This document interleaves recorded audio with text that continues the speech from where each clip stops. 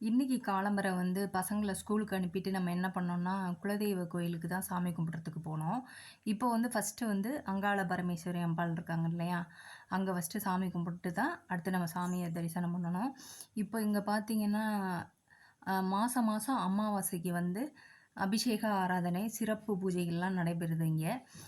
நம்ம வந்து நல்ல கூட்டங்க. நான் வந்து ஃபர்ஸ்ட்டு போன மாசம் போயிருந்தோம். அதனால இந்த மாசமும் போணும்னு நெனச்சுக்கிட்டு இருந்தோம்.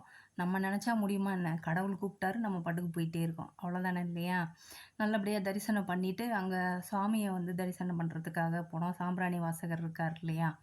அங்க தரிசனம் பண்றதுக்கு அங்கேயும் அதே தான். அபிஷேகம், ஆராதனை நல்லா இருந்தது. ஆனா கூட்டம் வந்து பயங்கர கூட்டங்க. மாசம் மாசம் இந்த மாரி தான் வருவாங்களாம். இங்க வந்து அன்னதானமும் மாசம் மாசம் ரெடி பண்றாங்க. மத்தியானமா. மத்தியானம் வந்து எல்லாருக்குமே அன்னதானம் அங்க குடுக்குறாங்க.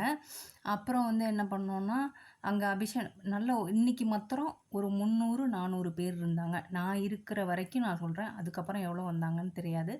அதுக்கப்புறம் என்ன பண்ணோம்னா, சுவாமிக்கு வந்து அபிஷேகம் நடந்துகிட்டு இருந்தது. நம்ம உட்காந்து நல்லபடியா தரிசனம் பண்ணிட்டு இருந்தோம். அந்த இடத்துல பாருங்க, ஒரு குட்டீஸ் நமக்கு ஒரு ஃப்ரெண்ட் ஆயிட்டாரு. அவரு என்ன சொன்னாருன்னா, "என்னைய நீ ஃபோட்டோ எடுக்குறியா?" அப்படின்னு கேட்டிருந்தாரு. "ஓகேப்பா" அப்படின்னு சொல்லிட்டு நான் வீடியோ எடுத்துக்கிட்டு இருந்தேன். ஆனா என்னைய கண்டுக்கவே கிடையாது அவரு. அவரு பாட்டுக்கு பேசிக்கிட்டு இருந்தாரு. நல்லா ஜாலியா இருந்தது. நல்லபடியா தரிசனம் பண்ணிட்டு, நல்லபடியா வந்தாச்சு. நீங்களும் முடிஞ்ச அளவு குலதெய்வ கோயிலுக்கு போயிட்டு வாங்க.